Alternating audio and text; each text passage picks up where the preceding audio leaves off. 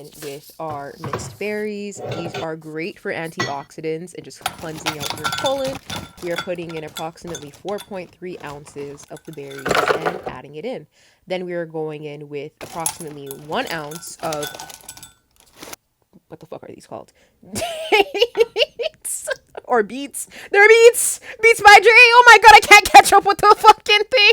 Okay, we're doing 4 ounces of kefir, putting that in, and then we are going to do, compose yourself, 130 grams of orange juice. Yes, we're adding that in for our carbs. Okay. Yeah, so we're just adding that in, and then we're going to blend it up.